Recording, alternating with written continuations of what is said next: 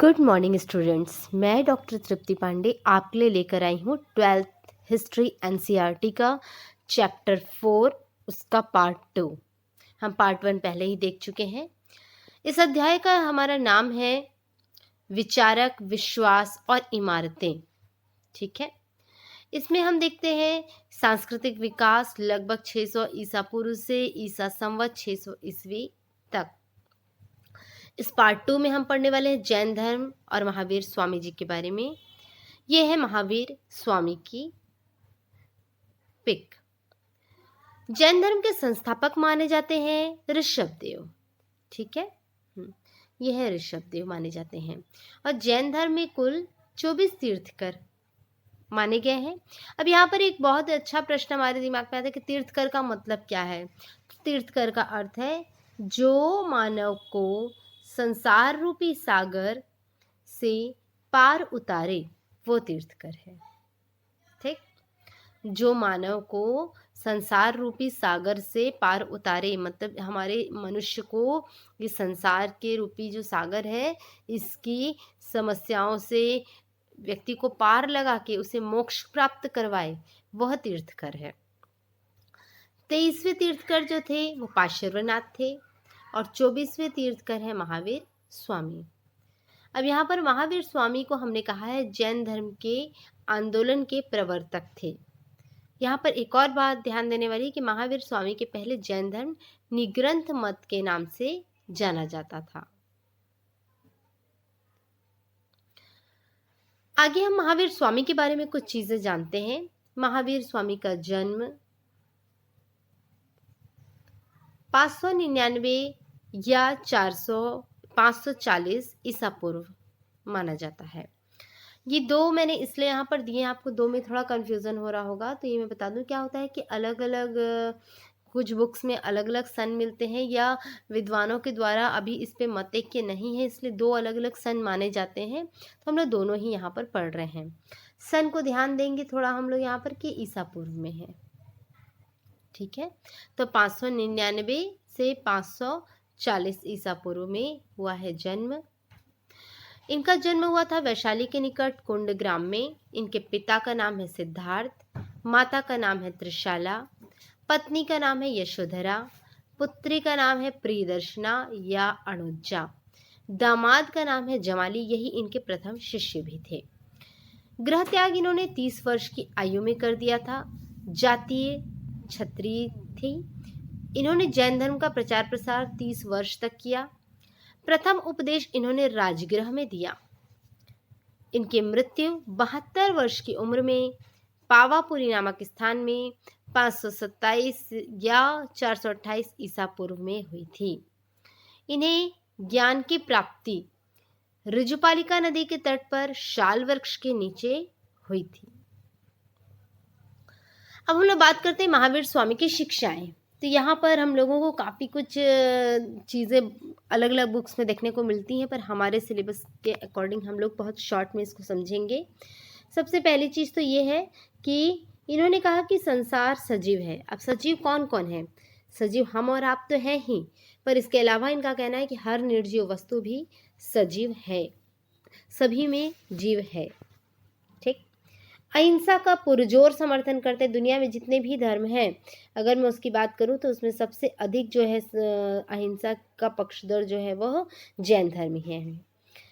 इनका मानना है कि कर्म और जीवन चक्र, मतलब हमारा जो एक जीवन है इसमें जब हमारे जो कर्म होते हैं उस कर्म के अनुसार ही हमारा अगला जन्म होता है, पुनर्जन्म होता है। ठीक, फिर से हम पुनर्जन्म लेके पुनर्जन्म लेके फिर एक नए जन्म में पहुंचते, फिर हम कर्म करते हैं और उस कर्म के अनुसार हमें फिर पुनर्जन्म मिलता है। जब हमारा ये कर्म पुनर्जन्म का चक्र खत्म हो जाएगा, ये जब खत्म हो जाएगा तब हमको मोक्ष की प्राप्ति हो जाएगी।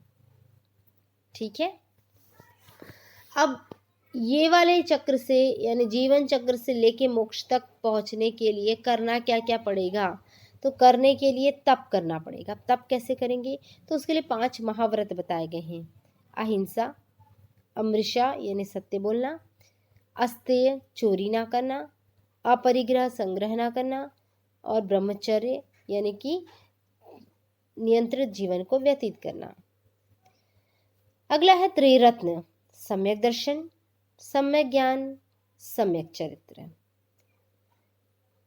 स्याद्वाद, स्याद्वाद होता है शायद, शायद मतलब कि शायद ऐसा हो सकता है, शायद ये है, शायद ये नहीं है, अर्थात कि प्रकृति में कुछ भी निश्चित नहीं है, हर चीज़ में यहाँ पर शायदवाद को माना गया है। और जीवन का अंतिम लक्ष्य है मोक्ष या निर्वाण की प्राप्ति। ये महावीर स्वामी की शिक्षाएं हैं, काफ़ी इंपॉर्टेंट है आपके लिए। जैन धर्म का विस्तार कहाँ कहाँ हुआ?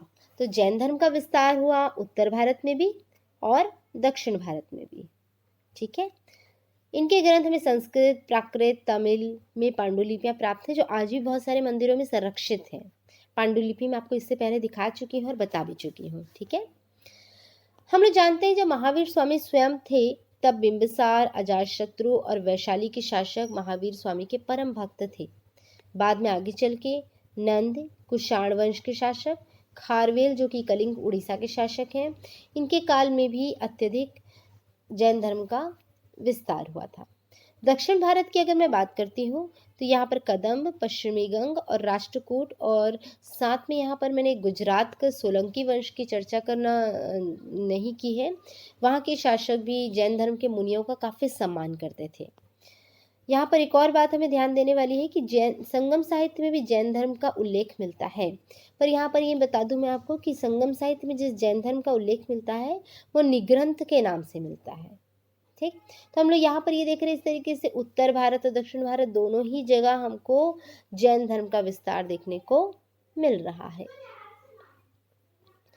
जैन धर्म के बारे में एक और बात महत्वपूर्ण है कि महावीर स्वामी की मृत्यु के पश्चात जो है जैन धर्म की दो संगतियां हुई। प्रथम संगति हुई पाटलिपुत्र में, द्वितीय संगति हुई वल्लभी गुजरात में। प्रथम संगति उनकी मृत्यु के कुछ ही समय पश्चात, कुछ वर्षों पश्चात ही हो गई थी।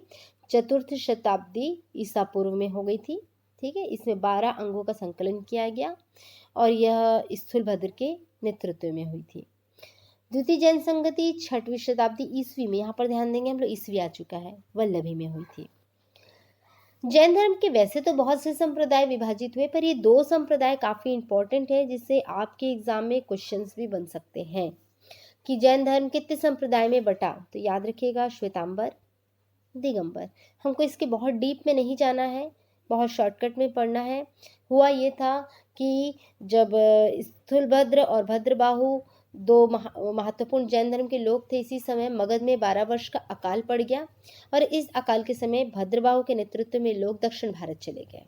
ठीक, और जब ये 12 वर्ष के बाद लौटे, इस बीच यहाँ पर प्रथम जैन संगति हो चुकी थी।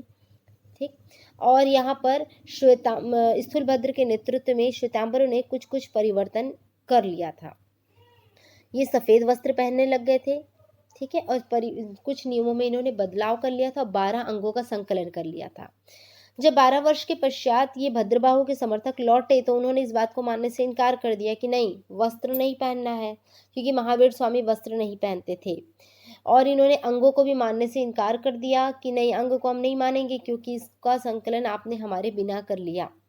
इस प्रकार यहाँ पर दो संप्रदाय सीधे सीधे बन गए, एक थे श्वेतांबर, एक थे दिगंबर। श्वेतांबर स्थूलभद्र के समर्थक और दिगंबर भद्रबाहु के समर्थक।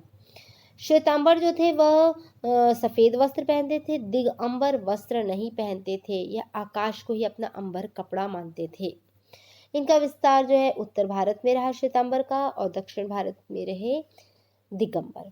तो आपके अध्याय के हिसाब से जैन धर्म में इससे ज़्यादा कुछ भी आपको जानने की आवश्यकता नहीं है। ये पर्याप्त मैंने आपको समझा दिया है, थोड़ा सा ज़्यादा ही बता दिया है आपको, इतने की भी आवश्यकता 100% नहीं होगी, पर मुझे लगा कि अगर कोई चीज़ मैं बताऊं तो आपको थोड़ा अच्छे से समझा दूं। तो यहाँ पर हमारा पार्ट 2 समाप्त हो गया। नेक्स्ट पार्ट में हम लोग बहुत संक्षेप में प्रयास करेंगे गौतम बुद्ध और बौद्ध धर्म को समझने की। तो आप सभी जो है इन वीडियो को देखिए और जिससे भी इसकी आवश्यकता हो उसके तक इसे पहुँचाएँ, तभी मेरा उद्देश्य पूर्ण होगा। धन्यवाद।